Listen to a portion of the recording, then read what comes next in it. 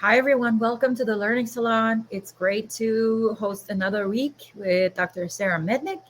As a reminder, the Learning Salon is a forum that we have most Fridays at 4 to 6, sometimes to 7 p.m. ET.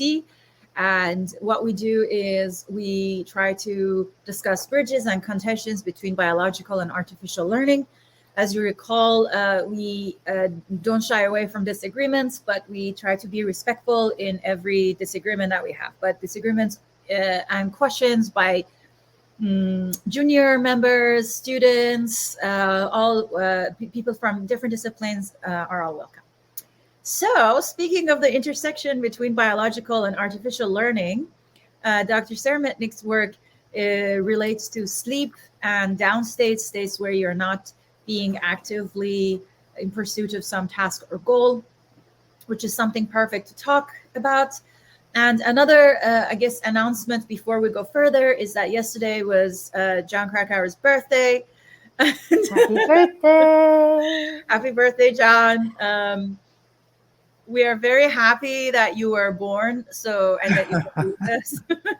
Oh my God, you're making me feel so bashful. Okay. We're hoping that John might come to New York. I don't know if Zena is here. It's also Zena's birthday. Next week is my birthday, so maybe all the birthday people are going to hang out with each other in New York. Is this Aries? What is this? Yes. Aries. Yes. That's a good group. I like Aries. It's everybody's birthday. When is your birthday, Sara? November. Okay. Scorpio, in case you want to know. Oh, very good. Very good. I have been told by someone that my moon is in Scorpio. I'm not sure what that means, but I like it. I don't know what that means either. I don't know any of the details. I just know that I kind of like Scorpios and I kind of like Aries. My wife is an Aries. I think this is the first time we've talked about astrology on the Learning. I thought I would just bring it up right at the beginning. Thank you so much. We always welcome different approaches. John,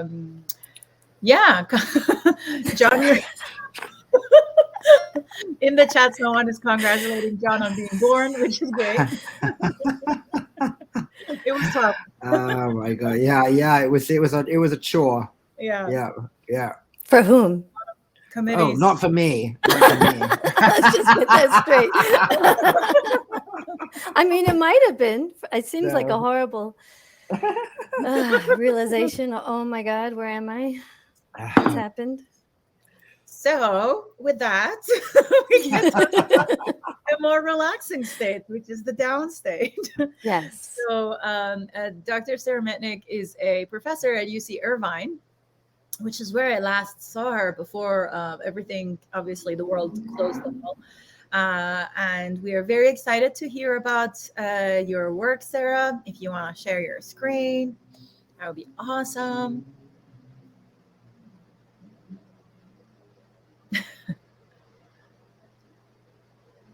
All right, we see your screen. Do you want to go full screen? Just to make sure your notes and all work.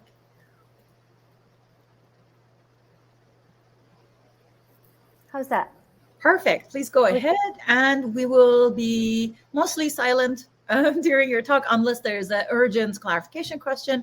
And during the time, everybody is welcome to ask questions in the chat, but especially ask in the Ask a Question button below and vote on each other's questions. Take it away, Sara. Okay. Well, I'm just going to start by talking about the beginning of my career, which was around, I started grad school in the 90s, but I've started publishing in 2000, and I started publishing about this amazing scientific discovery that I had made, and I called it the nap. Well, I actually didn't invent the nap, but it was, napping is something that is as old as time itself, and all creatures are what's called polyphasic. We all take naps, and some people have learned not to nap. But what was exciting was that the research I was doing was really bringing the nap into the 20th century, 21st century, showing that it was actually a tool. And it wasn't just your grandfather's siesta anymore. It was a tool for us people, right? People that I like to call doozers. And doozers, I got this word doozer from Jim Henson, who had developed these little creatures, and they are wearing their tool belts and their hard hats, and they're always working, and they work all the time.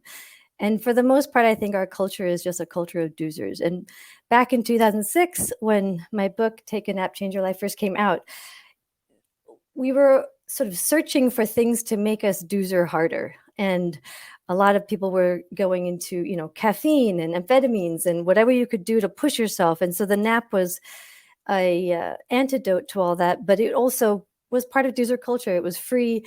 It was simple. It was healthier for you than all the other things that people were doing. And it was based on the research of mine and others showing that specific sleep stages allowed you to be like a little doozer engineer and engineer naps. And I even had invented a little nap wheel that's actually still on my website, saramednick.com. And you can engineer your nap to have the specific amount of REM sleep that you want, a specific amount of slow wave sleep that you want. So, and that was sort of the height of the science at the time, was just looking at minutes of sleep. But as, over the past 15 years or more, I'm not going to count right now, but I think 15 years, we've actually really had a revolution in technological, analytical know-how that we brought to the sleep field, and really done deeper investigation of what's going on in the brain. And the most important discovery, I would say, is the discovery of the slow wave. And the slow wave is one of the most, it's a specific signature of deep sleep that orchestrates many of the positive outcomes that sleep produces, including removing the toxins that form brain plaques. If they're not swept away every night, there are these tau tangles that can form in the brain. They help you interpret and file away all your experiences into meaningful memories, right? So helping with memory consolidation. They restore basic functions, build protein, replenishing energy resources. The idea is that something is going on during this slow wave that is the most restorative part of sleep. And the slow wave is a rhythm. And it is the most relaxed state of the brain. It's a mini hibernation state where everything chills out. Your heart rate decreases, your blood flow slows down, your body temperature cools. The 86 billion neurons in your brain are firing in synchrony.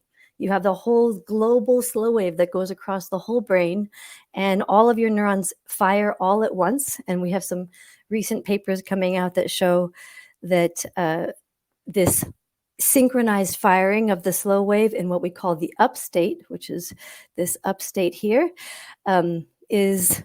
promotes this long-range communication, and that long-range communication is what is actually particularly helpful for memory consolidation. And it's followed by this down state. So what the down state is the name of the book, The Power of the Down State, but I really got it from this slow wave here, which has this up state and down state. And it means basically in the down state that for long at periods in the night, in the down state, your brain completely shuts off. Here's an example from Timothy where this is the EEG, where you have these slow waves, and these are individual neurons firing. And when you see the spikes, this is a neuron firing. And when you see this state here, what this really means is that you're brain dead for the little bits of time. Across each second, half of a slow wave in the down state, basically your entire brain is silenced. And it's only during these slow waves that you really see this very strong activity of all these benefits. And that's, the idea is that if we are finally at a place where we're so shut down that we don't respond to the outside world, then all of these really deep restorative processes can get done. So in my own lab, I wanted to understand how sleep and specifically slow waves contribute to health and cognition across a lifespan. And the majority of scientists were focused on the brain using EEG activity. But obviously, we are more than just a brain. And I wanted to start measuring activity from the body as well. So I started using EEG and ECG. And the cardiac activity is reflecting your body's ability to mobilize its resources. And this is taken care of by the autonomic nervous system, which has two branches. the sympathetic or the fight or flight system, which is the one that revs you up. And in my book, I've recoined this term just to make it simple, and I call it rev function, that it revs you up. It makes you excited, mobilized, getting your energy ready. And then the other branch is the parasympathetic or fighter or rest and digest. And that is what I call restore. And rev and restore is, they are twin systems that basically help you keep yourself actively awake, but also keep you restored, and slows down your breathing, slows down your heart rate, cools your fears. So what I discovered in my lab when I started researching both the brain and the heart was that it wasn't just the slow waves that performed all these amazing feats of strength during sleep.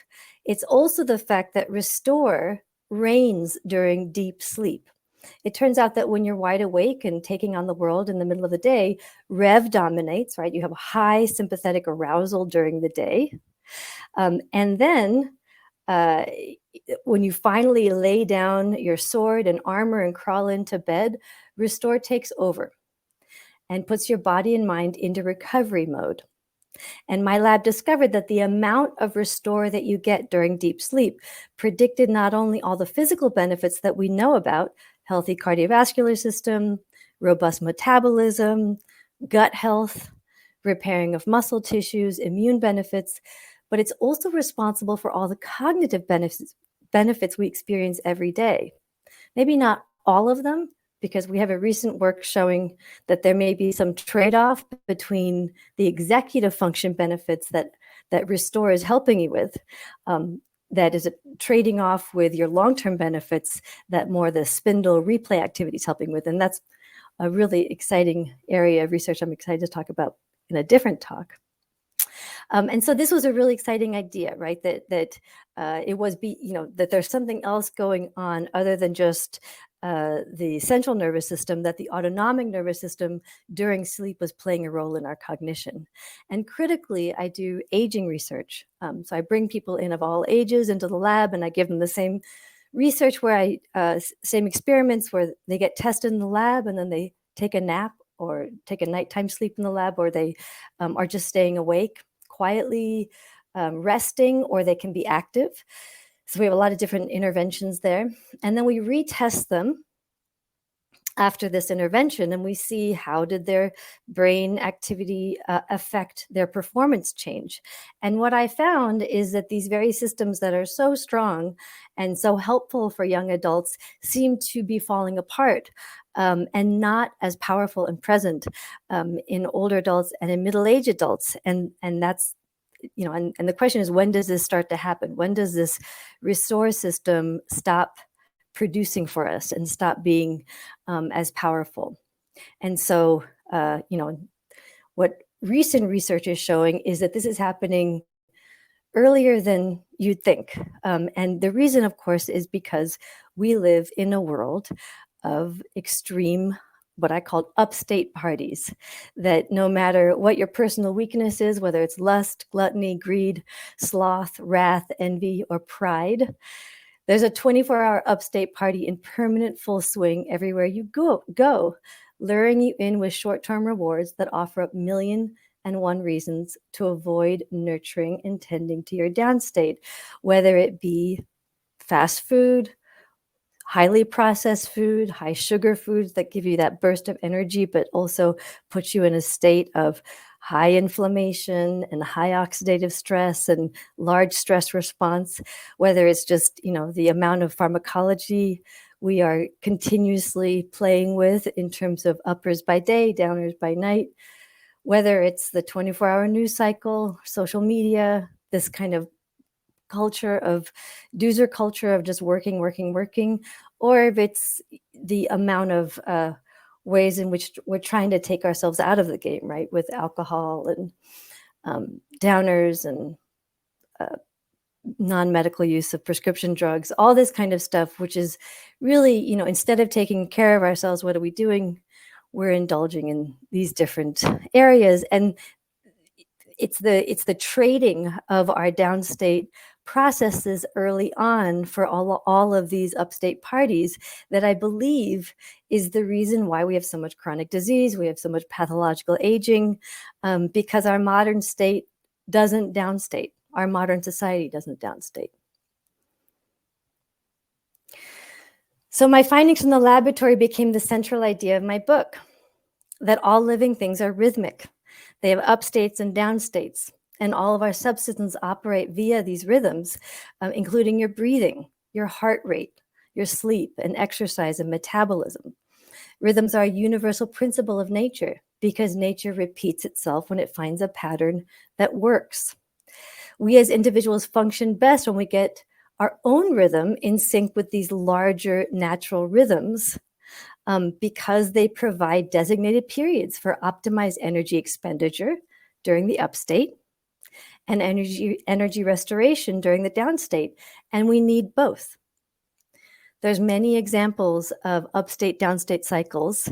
The very first one that I learned about was in my neuroscience class when I learned about the neuron's refractory period, right? We have these depolarizations where the neuron fires, and then there's a downstate for the neuron where it just cannot fire because it's creating ionic balance again, readying itself for the next upstate firing mode.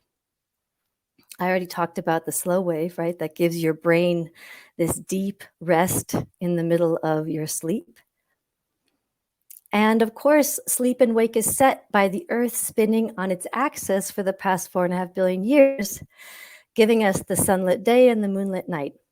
And it regulates every cell in your body and sets up optimal periods when your body and mind are primed for all the upstate stuff like eating, exploring, hunting, working, thinking. Then by later in the afternoon, these systems are running on 10% battery power and need to recharge. And they do this by going into the downstate mode, because there's no evolutionary reason to keep revving your engines high and expending all that energy. So after the sun goes down, your body and brain turns to the downstate to recharge, replenish, and rebuild. Many of your most critical biological processes rely on the structure of day and night. Classic examples include Rev heating up your body temperature, flooding your brain with stress hormone cortisol in the morning to prepare you for the full day time of action. In a healthy body, Rev goes into airplane mode at night and restore takes over, cooling you down, conserving your energy, releasing melatonin and growth hormone to repair the damage from all that upstate overwork and emotional toil. The seasons go through verdant and lush spring and summer, and then conserve energy and rebuild resources during the fall and the winter. And any farmer will tell you that the depth of the downstate winter, not necessarily in San Diego, but definitely in many places in the world, that depth of that downstate winter is the best predictor for the bounty of crops in the spring and the harvest in the summer. I also think of a woman's monthly cycle as a microcosm of this rhythm of the seasons, with the fertile spring starting just after menses with a great big burst of sex hormone estrogen. The verdant summer is a lush phase of both estrogen and progesterone. And then just like the leaves falling off the trees, the sex hormones plunge in the fall, preparing us for the dormant winter of menstruation. When sex hormones are high, right, in that spring and summer, women are at their strongest, smartest, fastest, and most resilient to illness and depression. My own studies in my lab that have looked at the effect of sex hormones and menstrual cycle on sleep and memory show that women's sleep is the most powerful during this high hormone phase. And we show the largest amount of slow waves. We show the best sleep-dependent memory. And once we go into the fall, we start to show weaker downstate. Start to show weaker slow waves. And you also see a drop in a lot of downstate activity, which makes an imbalance in this sympathetic, parasympathetic, or rev and restore ratio. People report having worse sleep, poor self-control when it comes to eating, less activities that bolster your good feelings. And of course, there's menopause. You can look at this in terms of the whole lifetime, where menopause also you experience this large transition in hormones.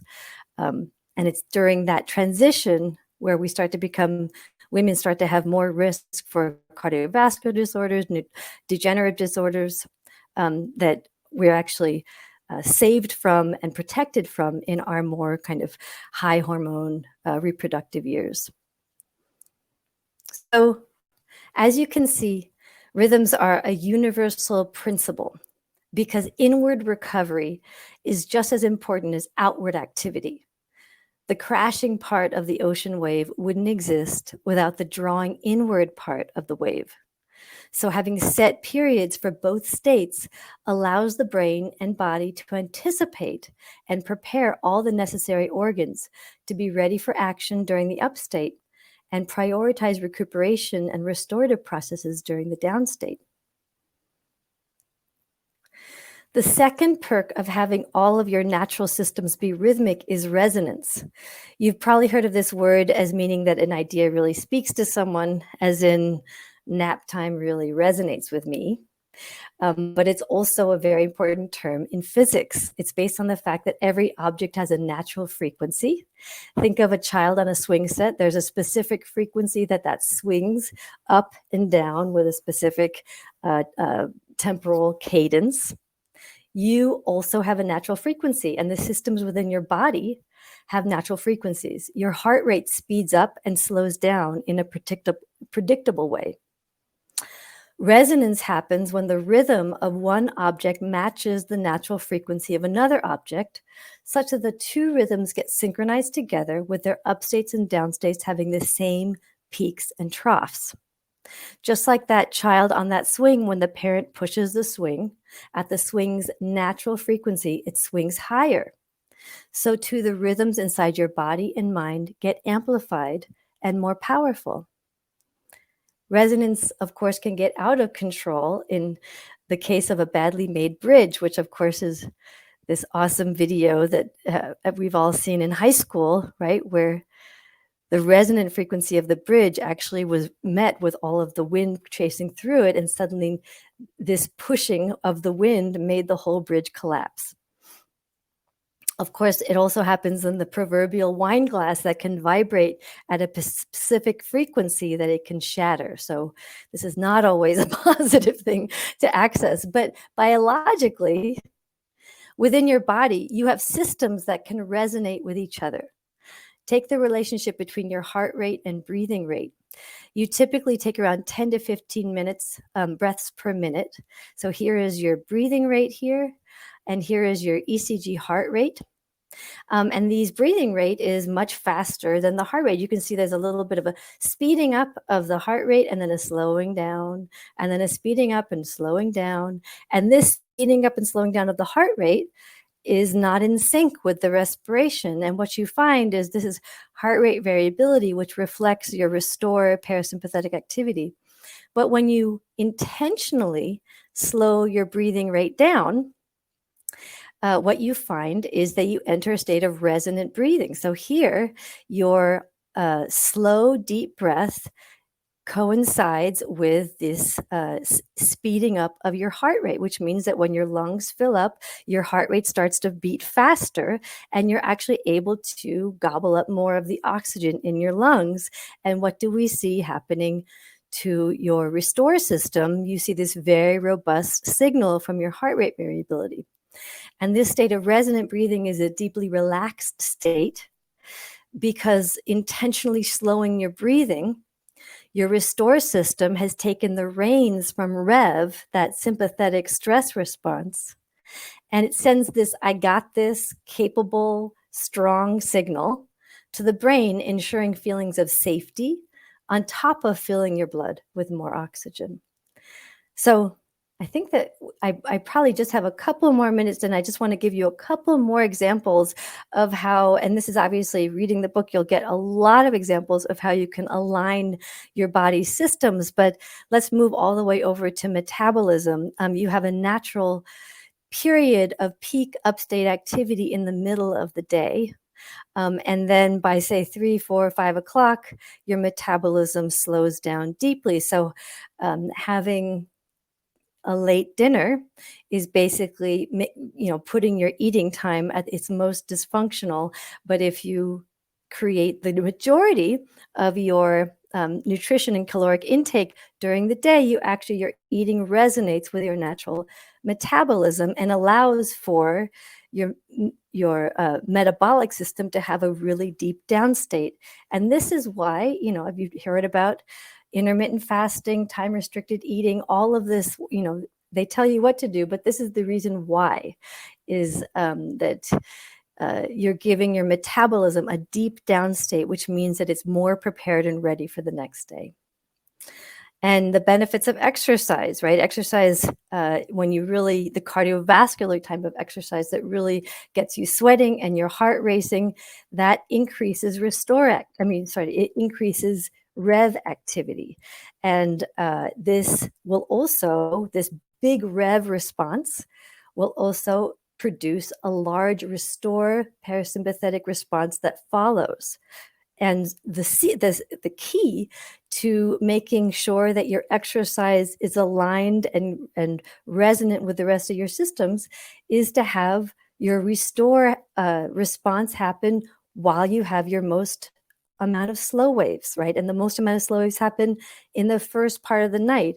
So if you have an exercise routine that's a little bit later in the evening, that subsequent restore response will either miss that slow wave activity time and not resonate, or if you have even a super, super early exercise, you might also miss that time. So there's a sweet spot where morning cardiovascular exercise is actually extremely well aligned with your sleep response later, and you get this really big burst in restore function, which helps with setting the stage for all of these slow wave sleep rich processes, including growth hormone release, protein synthesis, the restoration of cell structure and function.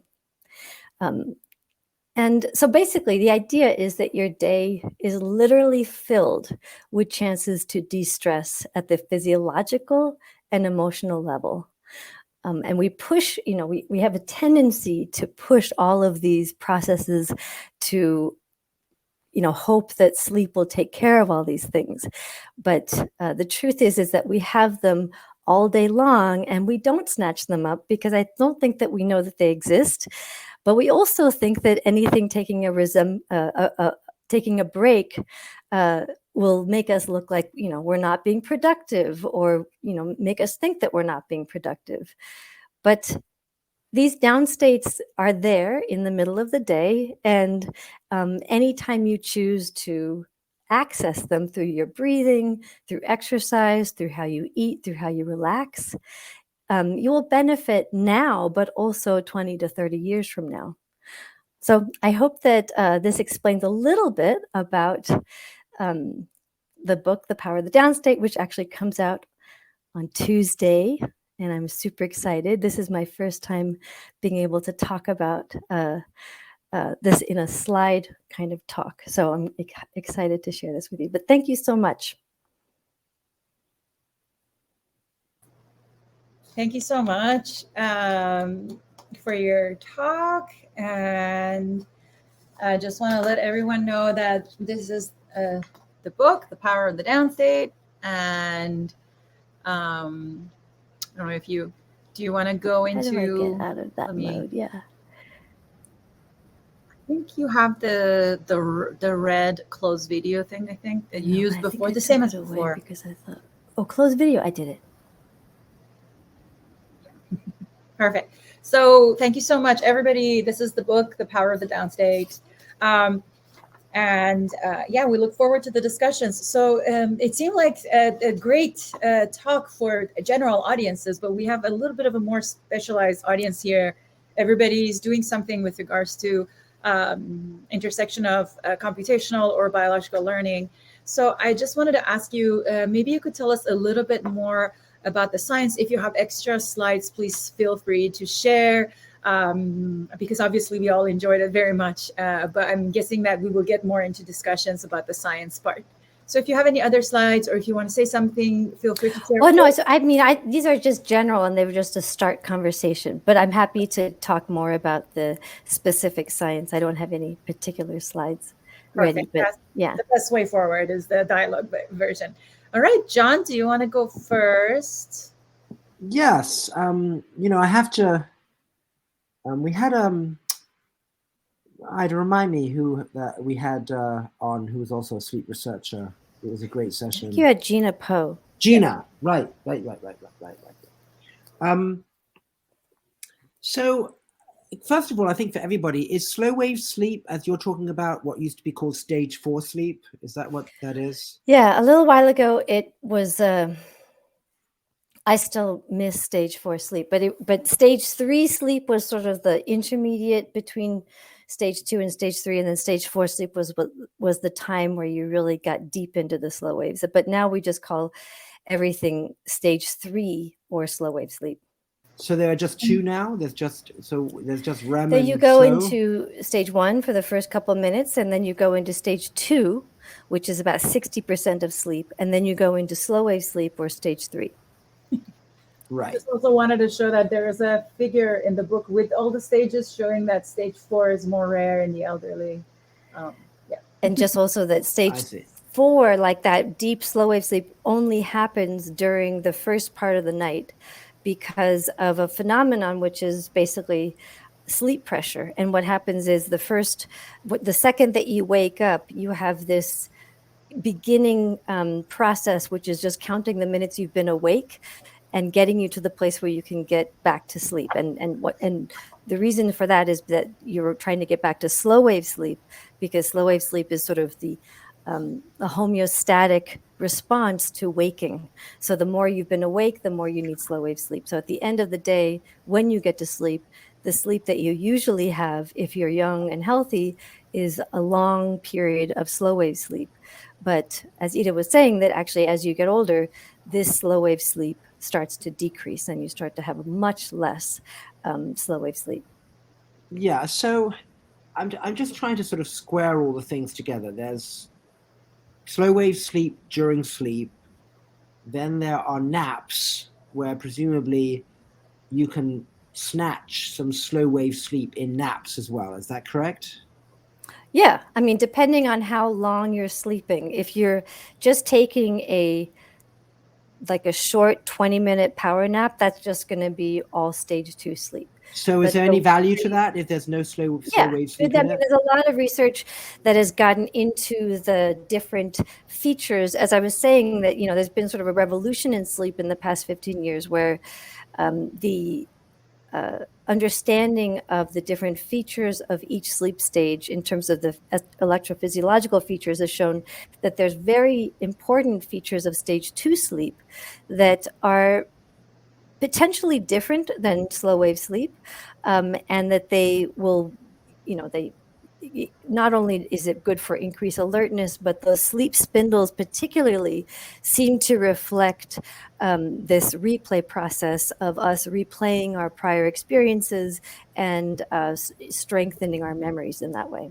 But is is the stage 2 sleep of naps still captured in this on and off, down and up state logic? In other words, I was under the impression that downstate was something that your research first associated with slow wave, and then it seems like downstate has sort of mushroomed to be all over the place, not just in the slow wave stage of sleep. Or am I wrong about that? So the sleep research has just focused on downstate as being part of this slow signal that happens when you're in deep sleep. But in my own understanding and looking at how there's an upstate and downstate in the autonomic nervous system with this large increase in sympathetic response that's followed by a parasympathetic follow-up, that these also look like upstates and downstates. And is that just a metaphor, or is it's a metaphor? So in other words, isn't there a little bit, if I may say, a bit of a danger of going from the real physiological event, which I understand is the slow wave sleep and all that's associated with, and it seems, we can talk about it now, it seems like it's had a sort of metaphoric reawakening where you're taking the notion from the physiology of the slow wave state in real sleep, and it seems to be applying itself all over the place. Is it a metaphor, or is it as grounded in the physiological changes that have been associated with the slow wave sleep that started it all? Oh, I mean, for sure, there's the actual, signal of the sleep stages that you have these slow oscillations. But, if you think about it as a metaphor, it also helps you think about all the different parts of your life as rhythmic, right? That every part of your life has this prime period where you have an increased activity level, and that your systems are all primed for that increased activity. And then a downstate period where you're primed to rest and restore and replenish. And that, taken from the work I've done in sleep and then moved into the autonomic nervous system and understood that the autonomic nervous system showed the same type of cycle. And then looking at exercise, that exercise is an increase in activity that's then followed by this long restorative downstate. And even eating. When you eat, you have this increased sympathetic response. You have increased inflammation. The second you put food in your mouth, that increases this upstate. And it's followed then by a period where you need to do this deep processing and repairing of that upstate. So it's, I don't know what the danger would be, but I think that it definitely is a translation from this specific physiological phenomenon that I also, could say, look at the neuron firing. You have this neuron that fires, and that's its upstate, and then it goes into refractory period, and that's its downstate, right? And the fact is that we, as a culture, focus so much on pushing ourselves and going and going and going, as though we don't understand that actually we do need these downstates, right? Sure. So I see, but just so you had that very interesting plot where you showed the sort of phasiness of when to exercise relative to when you will enter slow wave sleep, right? It was one of your last slides, and I thought that was quite interesting, because I have read varying accounts of when you should work out, right? Should you work out in the morning? Should you work out in the evening? Should you work out in the afternoon? And my understanding, reading the literature, is it's sort of consistent with what you're saying, is people said if you can work out like around 3 or 4 in the afternoon, something like that, right? But I just wanted to know, when you showed that in that plot, you showed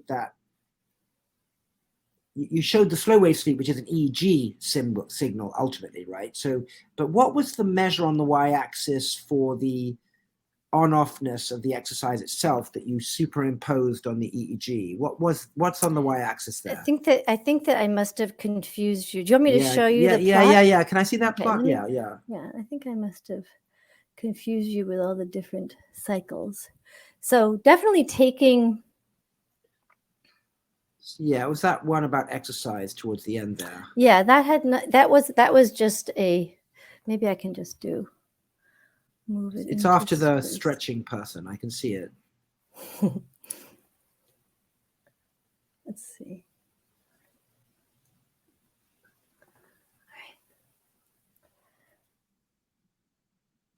So the idea here is that when you are when you exercise, I just need to follow up on something that you said that is not totally correct. Is the type? So definitely, there's times of day that specific exercises are optimized. Your activity, your cardiovascular intense type of activity, that kind of HIIT exercises, the thing that really gets your sympathetic nervous system spiked. Those type of exercises are best when they occur in the morning. And this is what, so what this is just showing is what happens. Let me see. Can you see my mouse? Yes. So what's on the y-axis there?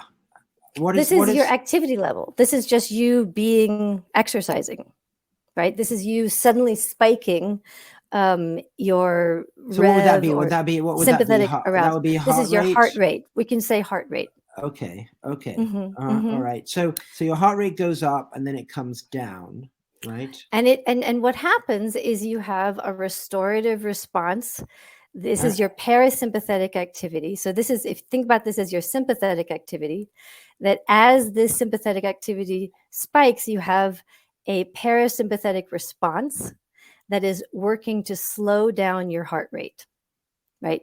And that slowing down of your heart rate is incredibly important because you can't keep your heart rate at a high level. So what's on the y-axis hypertension. so what's on the y-axis for restore? What physiological measure would you use to get that restore measure? Vagal activity. So that's increased firing rate of the vagus. Is that what that is? Right. Yes. It's parasympathetic activity. I see. So you'd measure heart rate for that peak. You'd measure vagal nerve firing rate for that Yeah, you could measure HRV. You could measure high frequency HRV because that's specifically the vagal bandwidth. I see. Yeah. And then you, and if I understand what you're saying, is that you'd like to superimpose that vagal firing rate on the EEG. Is that right? Well, I would like, if you look at the x-axis, this is time of day, right? So in the daytime is when, you're just, so daytime is daytime and nighttime is nighttime. Nighttime, the first part of nighttime is when you naturally have, because of that sleep pressure, you naturally have this high amount of slow waves. And so what the question is how can you time your exercise so that it coincides, so that the restore function, that parasympathetic response to that sympathetic spike, occurs simultaneously with the first time that you're going to sleep. I see. And has that been done? Has there been empirical work showing that if the vagal nerve firing rate is superimposed on the EEG slow wave? That's the research from my lab, yeah. I see. So in other words, there's a correlation between the synchrony of vagal nerve firing rate and EEG with some kind of long-term fitness or health outcome. Yes. I see. Yeah. I mean, there's less and less research on, this is all relatively new research, but there's a lot of research looking at how much the sort of the magnitude of this restore parasympathetic response. Basically, there's a inverse relationship between your parasympathetic response and your sympathetic response. And so the more parasympathetic or restore, the less rev or sympathetic, right? So in sleep, when people have more, when they're more sympathetically activated, more sympathetic arousal, there's tons of studies that show that they have poorer slow waves. They have, less amplitude slow waves and more frequent awakenings, and that they suffer from more cardiovascular diseases, and they have more chances of increased risk for diabetes, overweight, all sorts of different cardiovascular problems, but also that these are kind of states of chronic stress, right? Where you're not having that natural restore function during your deep sleep. Yes, it's going to prevent both the slow waves from happening, but also all of that good replenishing work that happens from the parasympathetic. So I'm having, okay, I get it. So I'm having a little bit of chicken and egg then. So in other words, are the slow waves in sleep and the parasympathetic increase in tone restore, are they independent physiological processes? I mean, which is always, slow wave sleep. Do you see what I mean? Or is slow wave sleep itself? Yeah. I mean, this is a really good question, and it's they are and they coincide, right? So that you have, I mean, this is the question of what's happening in the brainstem. The brainstem is basically the location and nexus for all of these interactions. You see brainstem activity at the beginning and end of slow waves. You see brainstem activity at the beginning and end of sleep spindles. But the brainstem is also the first brain location where all of the autonomic signals go through the locus ceruleus, and then they send signals. That brain area sends signals to many different important parts of the brain. So they're, like how these are interchangeable, how these signals are dependent on each other or independent is not known.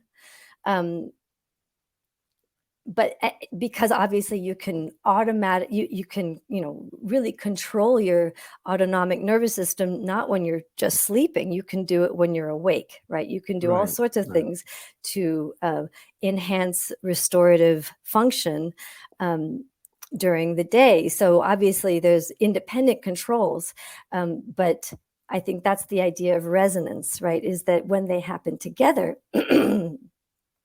is when you actually form this sort of more powerful system where you get greater restorative function. I see. So in other words, if I'm understanding you then, is that there's this golden state, the best state where you're both in that parasympathetic restore and you're in slow wave. So that's like the ultimate restore state, which you have during sleep. But you're also making the point that you can have these parasympathetic down states at various times during the day. They may not be associated with slow wave sleep per se, but well, I mean, even the glymphatic system, which I'm sure you've heard of, which is sort of the plumbing system of the brain that's, cleaning out the tau, these proteins that get left over from neural functioning. And these are the ones that if you don't have this glymphatic wash during slow wave sleep, they can build up into the tangles that are related to dementia and Alzheimer's. Now, there's a recent study that tried to disassociate whether this is a slow wave function or whether it's a parasympathetic deep breathing function, because deep breathing occurs during, your deepest breathing occurs during your slow waves. It occurs during slow wave sleep. And so there's a lot of, this interleaving of these ideas as though they are, somehow dependent on each other. But this particular study was able to dissociate them and show, well, maybe it's not the slow waves per se, that it's really the deep breathing.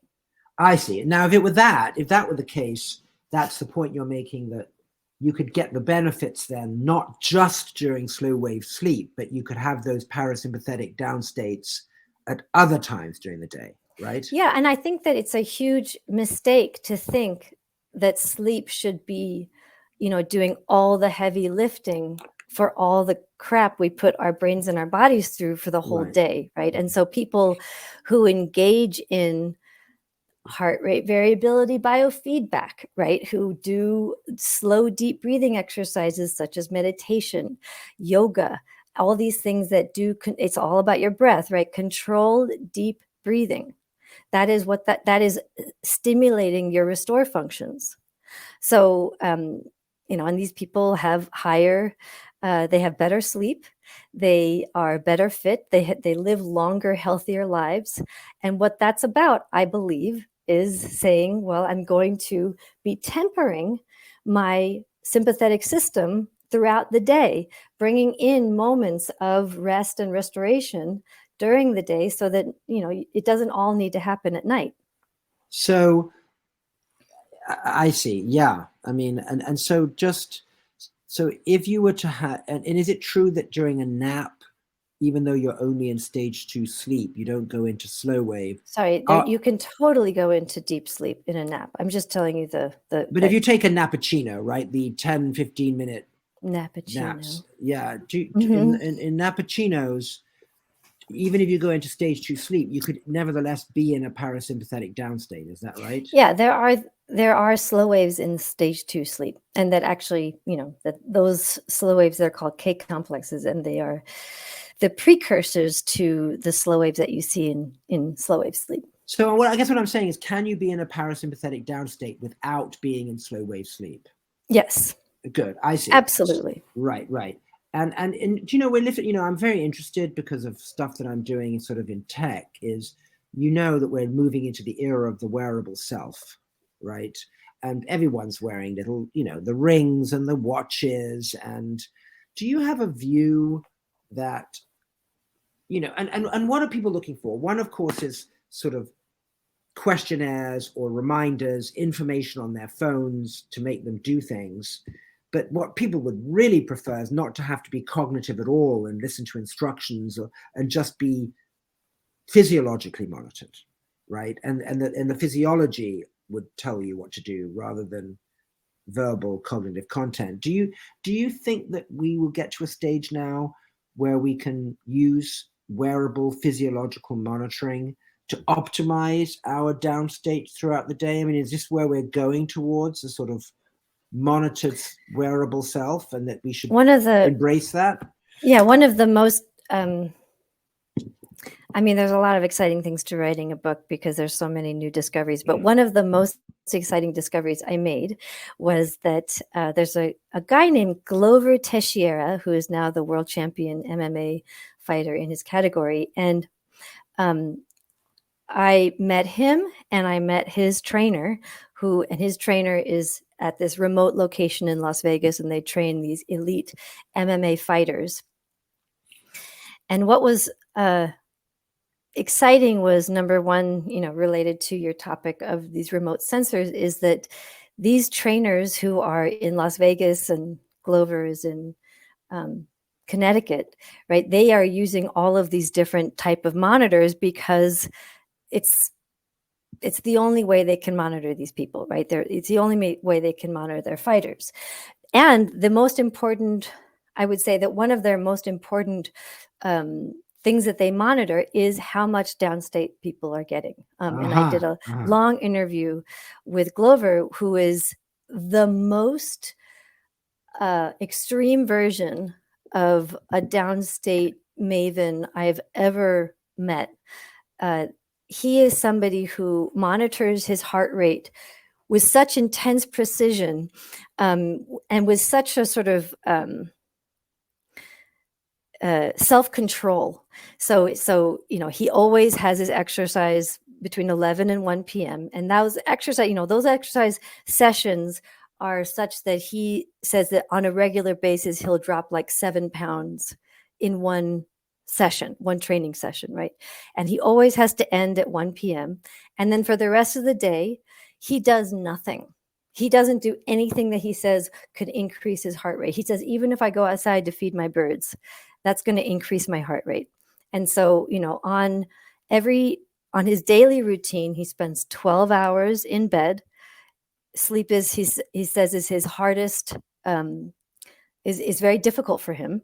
And so he gives himself maximum amounts of time in bed.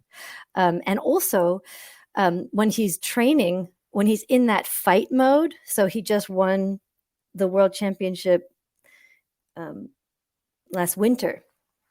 And he said that week of the fight, he was in bed for 20 hours a day in order to absolutely stay in a downstate mode so that he could be as restored and as powerful as he could possibly be during the fight. And what's astonishing about him is that his whole career, he was trained, he's Brazilian. He didn't necessarily always get trained in Brazil, but he was a really red line, fight as hard as possible every single day, train as hard as possible. And then when he turned about 36, he started failing, right? He was losing to the younger fighters. And this is a typical age that a lot of people give up. But he said, my dream was to become a world champion, and I hadn't accessed that dream yet. And so he started doing all this reading and, understanding what is burnout, what is overtraining, what are all these symptoms that he was having of depression and low energy and low testosterone levels. And it's that idea of just focusing on the upstate, right? Just focusing on training, focusing on pushing yourself, redlining every single day, right? And not thinking about what time of day you're exercising, not thinking about what you're doing when you're not exercising. And so he got together with this Performance Institute in Las Vegas, and their whole approach is all about focusing on deep downstate nutrition, sleep, rest. And he was given training exercises that were like a third the time and a third the difficulty and a third the frequency of what he was used to. And he said he was embarrassed by, he felt like he was fake. He wasn't really doing the work he should do. And but just sticking with it and sticking with all of this new ways of thinking about, working out smarter and giving yourself a lot of rest. That is what he, this is how he accounts for all of his wins. I mean, as a doctor and listening to this, I mean, you do realize how subversive and this is, and how necessary to have really good data for this, right? Because if you look at what lionesses do, right? They spend 22 hours sleeping around, and then they have these massive hunt surges. And if we're going to tell a story that the whole way that we live our lives and even train as athletes are completely kind of ideologically biased by a kind of socio-economic pressure to be in the upstate all the time, and that really we've drifted far from what the optimal should be, which is much shorter periods of upstate and long, languorous naps and sleep. Now, that might be true, right? But, it's going to require clinical trials to show that, right? You're going to actually have to say that the example of the MMA fighter that you just gave, that this is the way to go across life. Maybe it's not just for fighting. But you do agree, right, that if this were true, then we're going to need to totally reset everything. Right. Well, I think so. What clinical trials should we do you think? Well, I think you'd be surprised. When you start really talking about people whose lives are dependent on performance, I think it's surprising. When I was talking to Glover and saying, "Man, I think you're a revolutionary here," he says, "No, this is what elite athletes know. All elite athletes know that." If you just keep pushing yourself, you're going to crash and burn. And then when I started looking at the literature, that was exactly right. All exercise physiology is all about the downstate. It's all about, that there's burnout that's happening. If you look at the Olympics now and you see these people who are, crashing and burning right in front of us, and they're saying their mental state is deteriorating, and they're unable to perform, and their physical state is deteriorating because of these ways of pushing ourselves to levels of injury, both physical and emotional.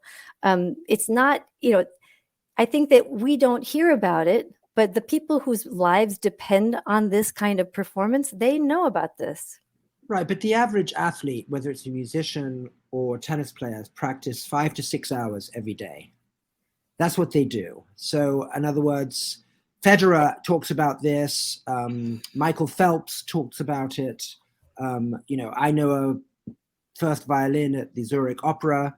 This is what they do. So there's a little bit of a contradiction here, right? Now, so all I'm saying is, if we're going to say actually that those kinds of hours, and then all the work that Anders Ericsson has done, where there was a correlation between performance and the total number of hours logged, 10, 20, 30,000 hours.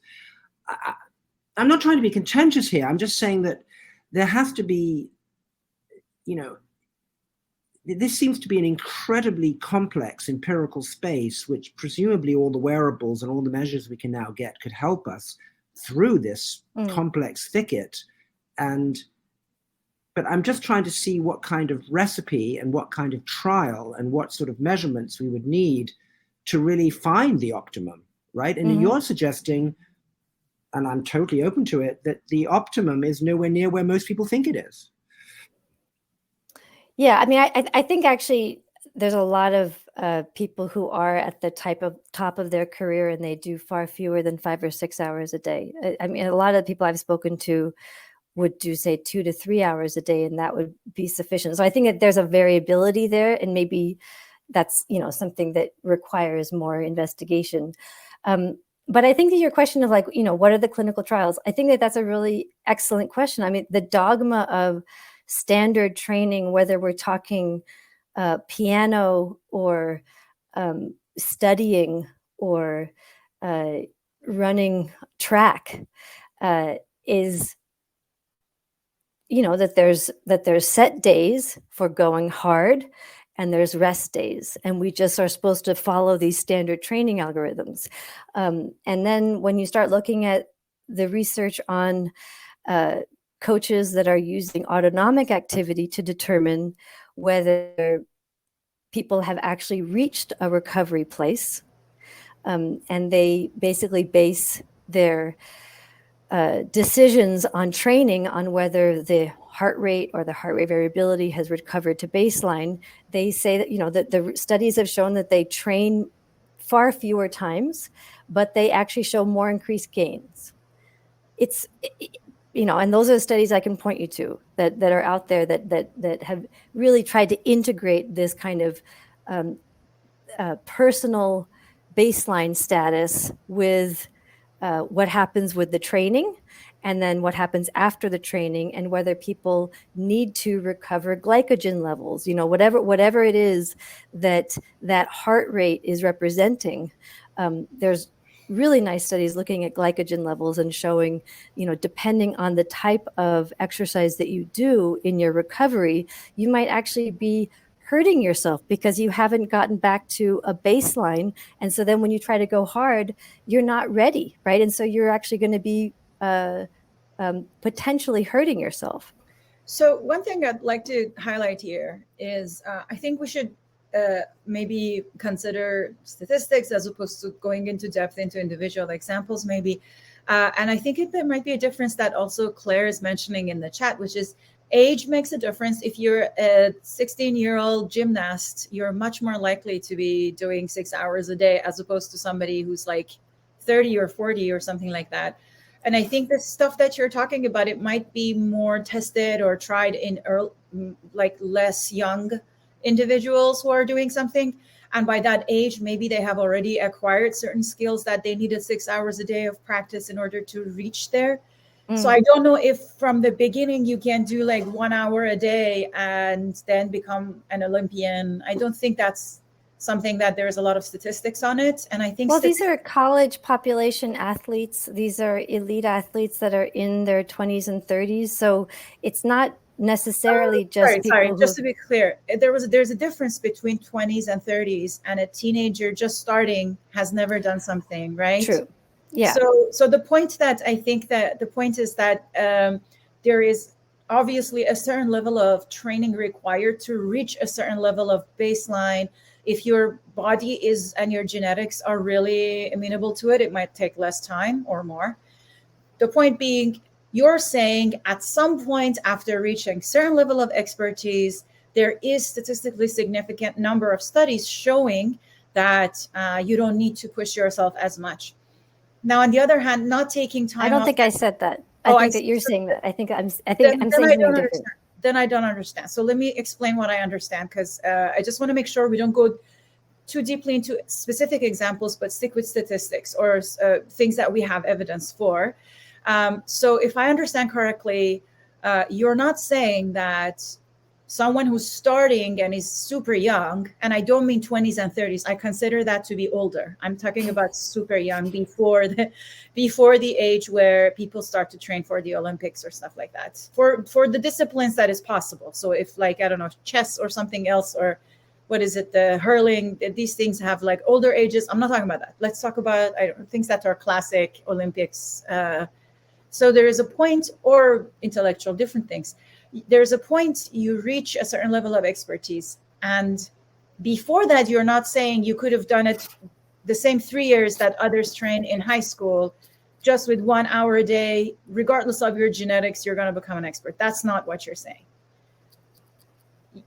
You're not saying that 5 hours is never needed for somebody to, within a couple of years, become Olympics level or an expert in music. I think that it's very hard right now to really talk about, like what you're bringing up is a lifetime effect, right? So children begin playing piano, like my kids have begun playing piano at age 4, right? They don't practice 5 hours a day. They practice 15 minutes. Do they right? play? And then they're done. Do they play at Carnegie? Well, one is 12 and one is 8 years old, right? So what I'm saying is that the lifetime playing in the Carnegie Hall. That's right. Of course. Well, I mean, those are extreme examples, but let's just think about like a regular person who is eventually going to become a very good athlete in their 16 years old. That person probably began playing in some child sports thing or they did maybe an hour a week, maybe 2 hours a week, right? So I think that like there's the in the day training where we talk about day-to-day training changes. And then of course there's some slope that you can have across months, but there's also the whole lifetime of training that this person has starting at a very young age. So I think it's hard to necessarily tease those apart. Like, we're not counting all those hours of expertise that did occur 1 hour a day, a couple days a week, right? Those also count in terms of training the expertise.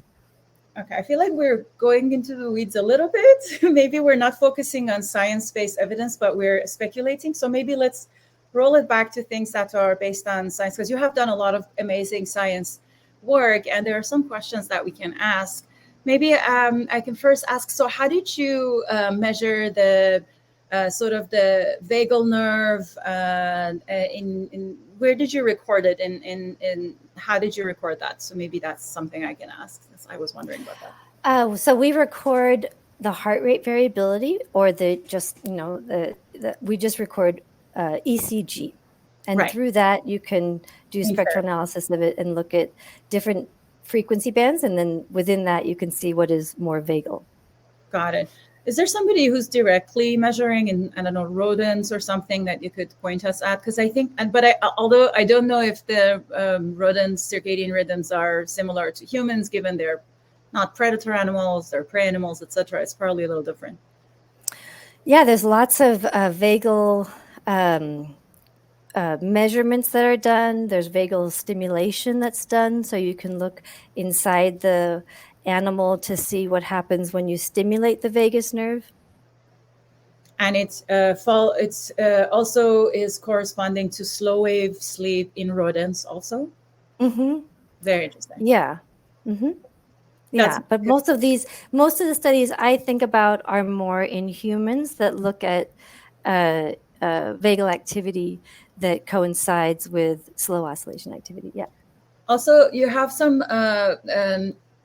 You mentioned also your work and others' work on sleep-related enhancement in memory, and you mentioned it very briefly. Maybe especially for the students in the audience who are interested in memory, you could tell us a little bit more, because those studies are very cool and they're still happening. Like, there's new ones coming out.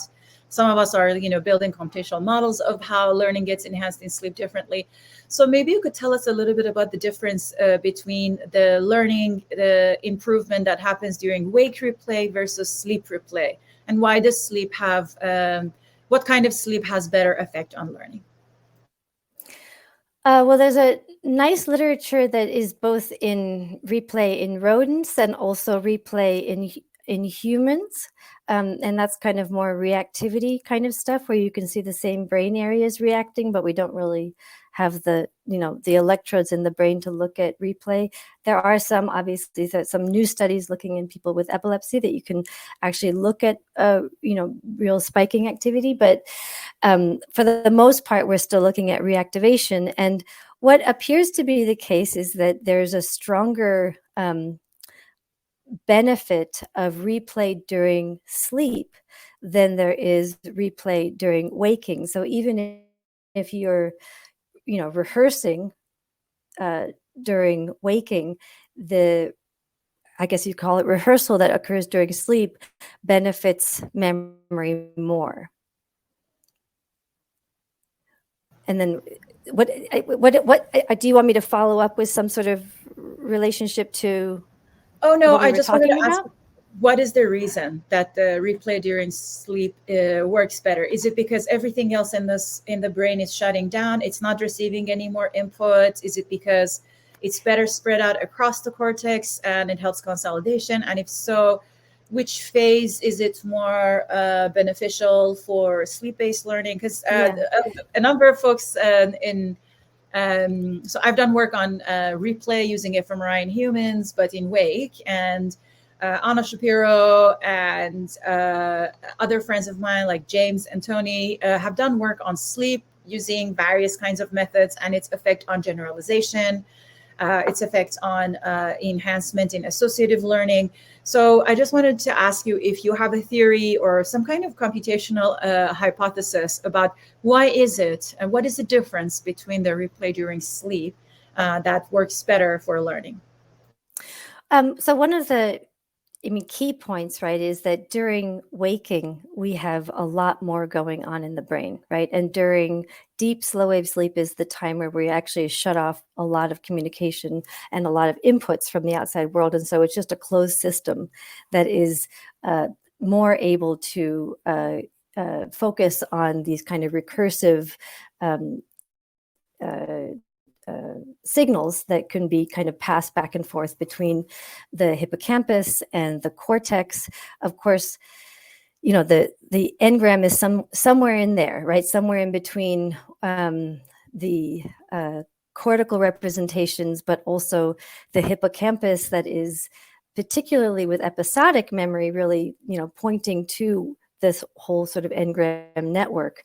That's a really interesting question as well, is that why are some memories seem to constantly be using the hippocampus throughout our lifetimes, and other memories seem to be able to bypass the hippocampus, and how that is changing the way the memory becomes more generalized, right? That it becomes more cortical, more generalized.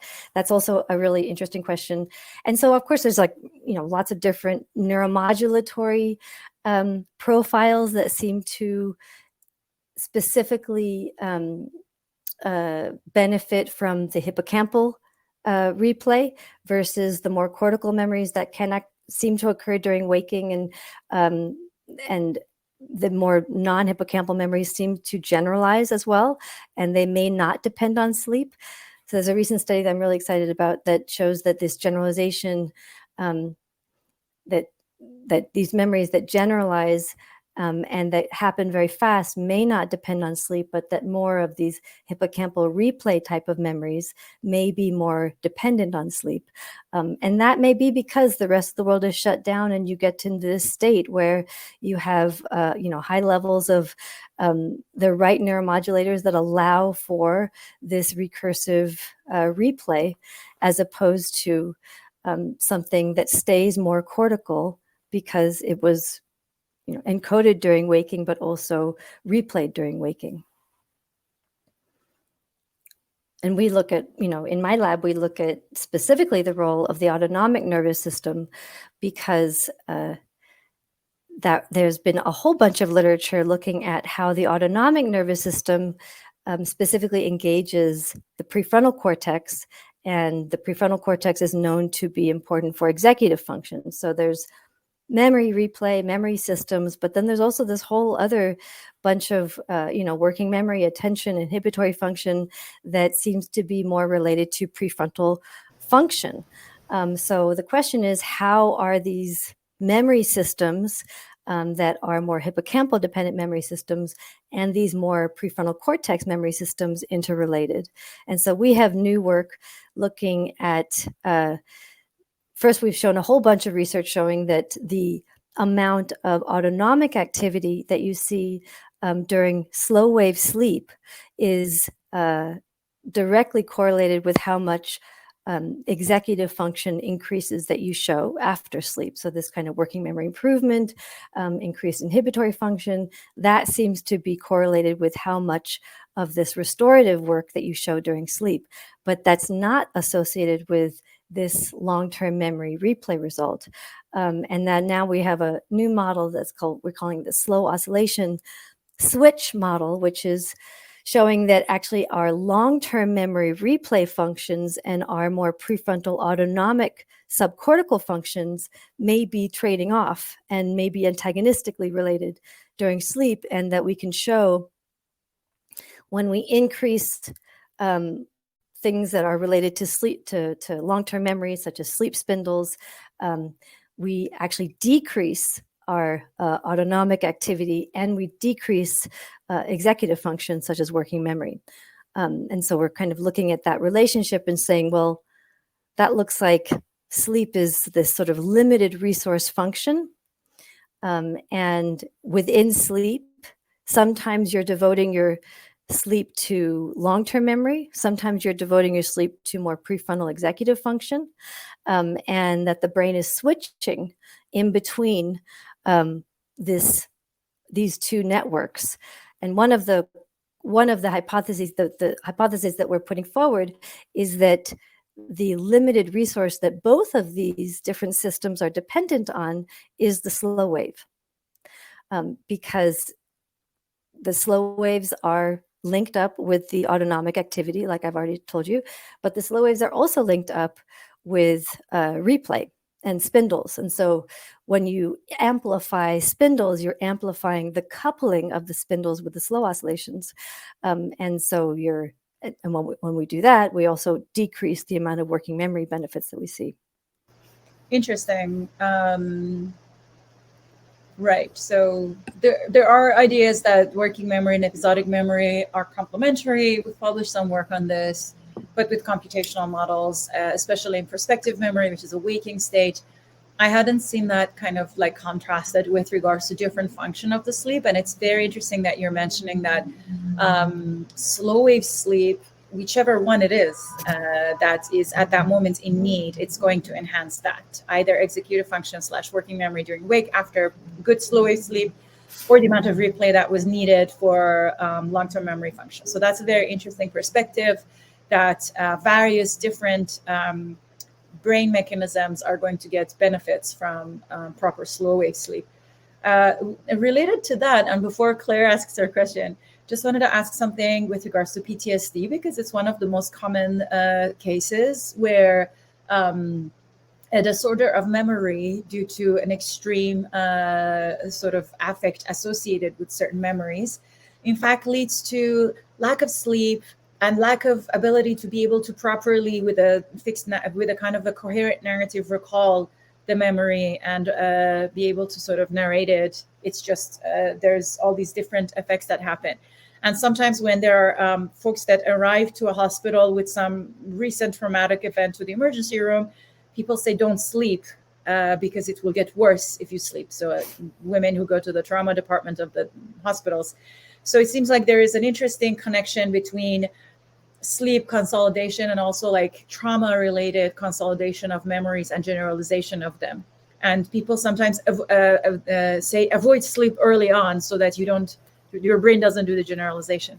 So I read as much as your book as I could on my very limited travel times that I have during these times. I was wondering whether you mentioned that in the book, because if you do, I must have missed it. But maybe you have some other things to say, because I feel like sleep is a very important component of PTSD, and there are millions of folks every year newly diagnosed with PTSD in the United States. So I wanted to ask you about that. I mean, there's a lot to say about emotional regulation during sleep and emotional memory processing during sleep, and how that can become disordered, right? And one of my favorite studies, there's a hypothesis that REM sleep is very important for emotional processing, particularly emotional memory processing, and some amount of REM sleep is positive, and if you have too much REM sleep, maybe that's not as positive. And people with depression seem to have a lot more REM sleep, and the SSRIs that people use as medication, those decrease REM sleep. And so maybe one functional benefit of these SSRIs is that they, whatever they're doing with serotonin, they're also just decreasing REM sleep.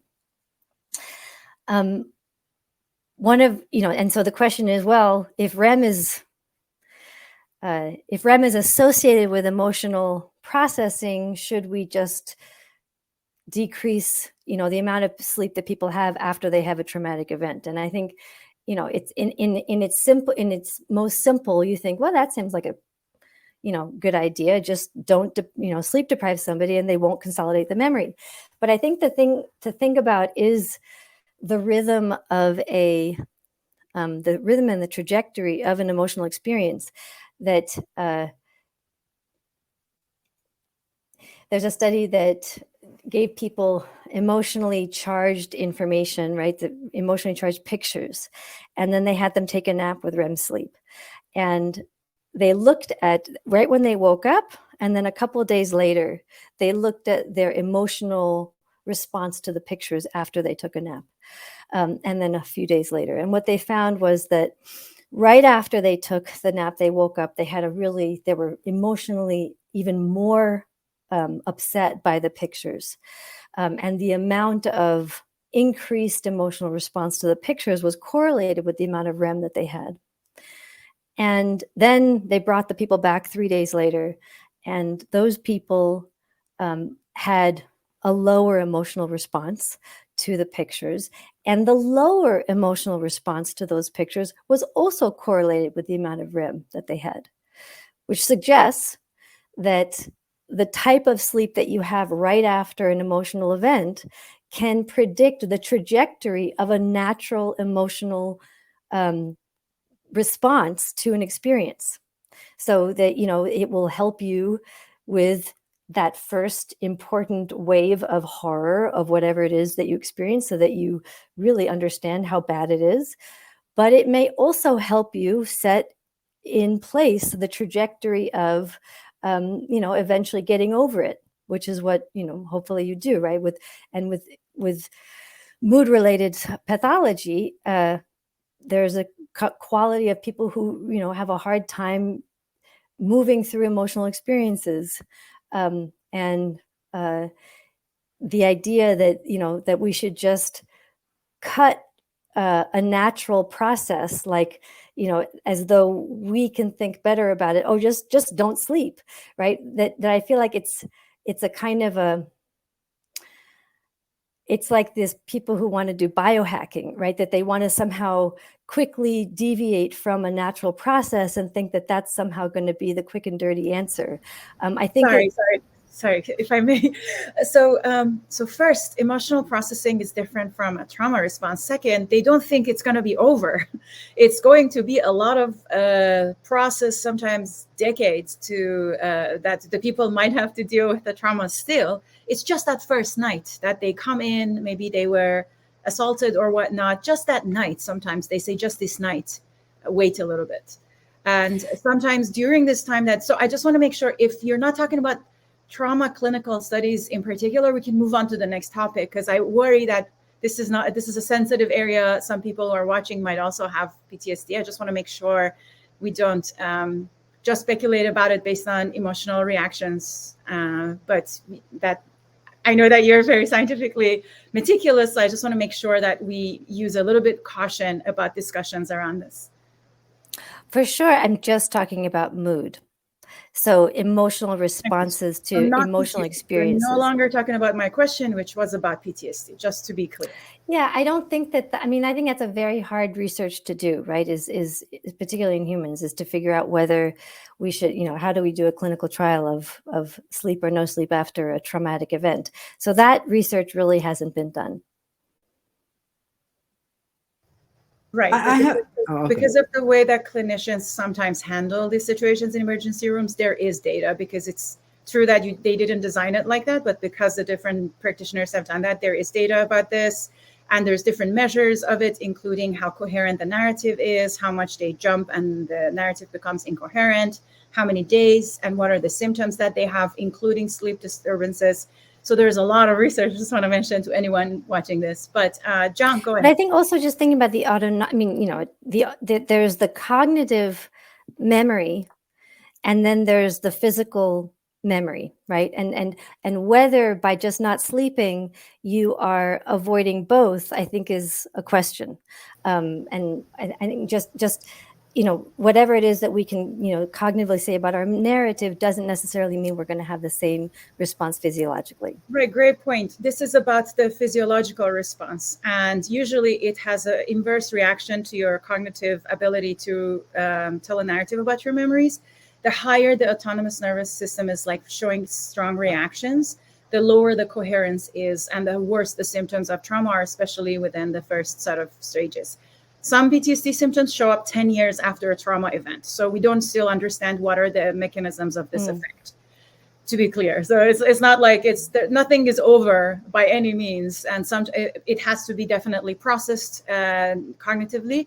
But that autonomous part, there was some research that Leila Davachi did, and there was some research that was done also in rodents by another group at Harvard that I forgot their name. And what they showed was in rodents, there was a critical period of time that if they didn't let the rodents sleep, it was better for consolidating fear memory. So there is some research around this in rodents. There is some related fMRI research.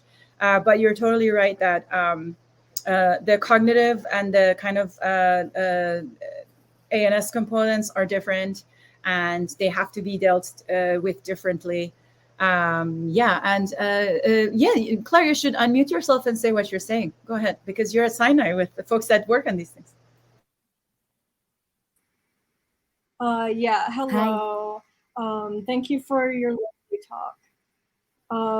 Yeah, so I was talking, what I'm writing in the chat is about like the importance of sleep in specifically memory consolidation. And I was writing how I believe Denise Chai at Sinai has some published papers on some mouse studies having to do with the mice are given like a shock, and then like what kind of memory consolidation happens after like the initial night of sleep. I think like maybe 14 hours after. So I think that would kind of pertain to your current discussion. So I was kind of linking Ida to like some additional Denise Kai was research my that graduate she could be student. looking into. Yeah. Oh, really? That's a great kind of like circling back, I think. But the particular question that is like separate from this train of thought that I was wondering about was, so you've talked a lot about the importance of these cycles, and I was wondering for people with like any form of sleep disorder where they're either you're sleeping a lot more or you're sleeping a lot less, are these is it because of like these cycles being disturbed in some way, or maybe their cycles are different? That was kind of like the my initial question. Thank you. I mean, gosh, yeah, great question. How do people with sleep disorders fit into, like, what are their cycles like, right? And I think that, one of the problems is that there's a lot of different types of sleep disorders. So there's insomnia, sleep apnea, there's restless leg syndrome. There's many different types of ways in which your sleep can be messed up. And within even insomnia, right, there's people who have a difficulty getting to sleep, and then there's people who have a difficulty staying asleep, right? So, and what are the different underlying mechanisms that are associated with each one of these is really hard to say. For sure, when you're talking about sleep apnea, there's a high degree of that people with sleep apnea have very poor slow wave sleep. They have very poor REM sleep because a lot of their apnea happens when they become atonic, right, where they lose their muscle function. So looking at the effects of the sleep disorder is also important. Is that, which sleep disorder are we talking about and why? So of course, with different types of insomnia, there's a lot more research that needs to get done to understand why is it that some people stay in this high arousal state and seem unable to really get themselves into bed, and what can we do? The fact is that where a lot of the pharmacological treatments for insomnia work just as well as the cognitive treatments of insomnia, right? That the sort of more lifestyle changes and cognitive shifting that can bring the same and more long-term benefits as the pharmacology. So, a lot of the time I talk to people who are in a state where their amount of worry about their own sleep is causing them to lose sleep, right? So that there's a state of high levels of arousal, and when you're trying to get to sleep and you're freaked out, you can't calm down, you can't get that restorative system. So, there's of course all the sleep hygiene measures that people give people, but I think it's also important to think about, well, what are you doing during the day? What time did you exercise? What time did you stop eating? What are all the other systems that are contributing to this state of high arousal? And this state of high sympathetic arousal. So I think that's the part where I think we don't necessarily, as sleep researchers, spend enough time looking at the whole system, because the whole system all is related, right? That all these systems work together, and we just try to fix the nighttime routine and the bedtime, the thinking around the bedtime, what are you doing? But we don't really think about all the things that came before that led up to that state of high arousal. So I had a question, I know when Matthew Walker's book came out, it was a massive bestseller, right? On sleep, right? I don't know what you think of that book, but you know about it, right? Mm-hmm. Yeah. And, there's been a lot of kickback, a lot of people have said that a lot of things in there just were not true, right? And I just get this feeling that, we're in a moment where everyone's overworked, everyone's stressed, very toxic political environment. We have this massive walkout from jobs, people who are underpaid, overworking, and the new medicine industries is in the United States alone is $4.5 trillion, whether it's diet, whether it's CBD, psychedelics. I feel like when it comes to the big three, I was just texting with Ida, sleep, exercise, and diet, right? They're huge, right? And there are constantly recommendations about diet, and then they get reversed, and it's this diet versus that diet, it's fat versus carbs, it's massive amount of information coming out about diet. Exercise, you can do 15 minutes, you don't need to do 30 minutes, you can do it 3 times a week, you can do it twice a week, you can do it in the morning, you can do it in the afternoon, you can do it in the evening, and then there's sleep, and you can nap, and it's just this vast amount of information. Now, I would say as a doctor, there's no doubt in my mind that when it comes to these big three, the things about your life, they get underemphasized, right? Because doctors like quick, sharp shocks, right? What's the pill? What's the surgery? What's the treatment? And what you're talking about is how to organize your whole day, right? And not just your day, but your week, your month, your year. And then books come out. Matthew's come out, your books come out. There are lots of books.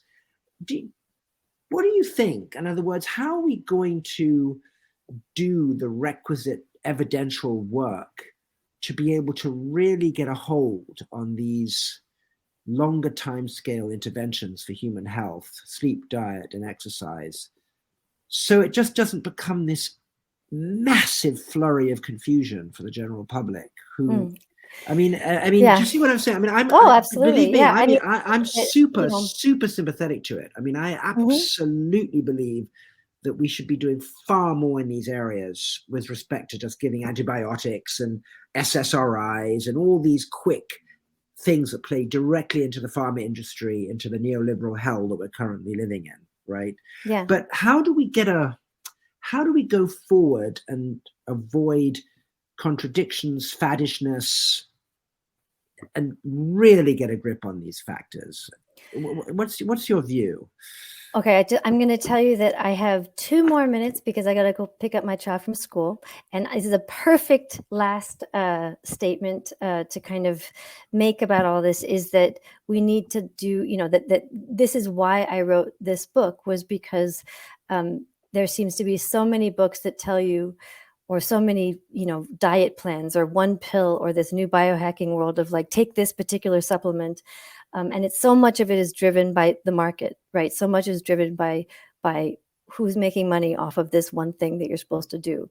And so what this book comes out of is this basic intention of explaining how all of these different systems all work together, and that figuring out your own rhythm, right, is going to help you maximize and optimize yourself. And it's not about one silver Right. bullet that's going to take care of all this stuff. But I would say, you know, some of the best research that we can do is looking at the people who are surviving the longest, but also the most well, right? These people who are, you know, and there's more and more research looking at healthy aging. Like what is it called? The Blue Lives Project, whatever it's called. Yeah, right. So all of these ideas of looking at, it's not about, you know, what you're doing today and how that affects you tomorrow. It's about what have these people been doing? Right. You know, how many days outside are they spending, right? What are their social networks like? What are their eating plans like? What are these things that, you know, I think that those are the ways that, you know, we will begin to answer some of these questions and we're all just interested in having, not living longer, but living better. Yeah, no, longer, you're absolutely right. right? Yeah. I mean, it's so true, right? And I think, what's it called? Am I saying it right? Is it the Blue Lives or the Blue? I don't know. Blue Lives sounds like it's something no, about cops. Sounds like the police. Yeah, no, exactly. no. It's about the 5 places in the world. Loma Linda. Oh yeah. Oh yeah. I forgot what that's called, but you're right. Yes, and they look at like the and why they're living sort of healthy Japan, longevity. right. Japan, right, Mm-hmm. parts of it, somewhere in Italy, and basically they say very much what you're saying. You know, go outside, move a lot, have a band of friends, eat a Mediterranean diet. I mean, it's so interesting that we're moving into this world and be, you know, stay, you know, if you look at okay, I really got to go because I think he actually left his classroom right now. But if you look at this research of, you know, sort of what's called primitive cultures, people who don't have any exposure to electricity, their sleep rhythms, there aren't any night owls and there aren't any early morning people. There's no differences in chronotype in people who don't have electrical light, right?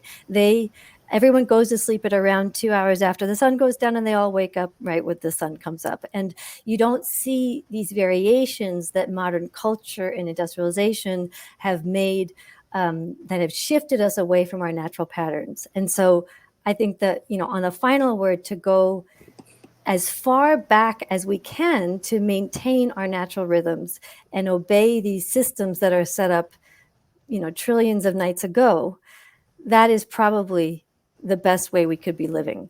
And I'll end there. Thank you so much. It was fantastic. Thank you so much. Really appreciate it. Yeah, there's a lot of questions that got unanswered, but you have to go. Usually stay until 6 ET, but totally I'm fine happy for people to write to me. I have a website, saramednick.com. Please, you know, send me your questions and I can involve people on a personal basis.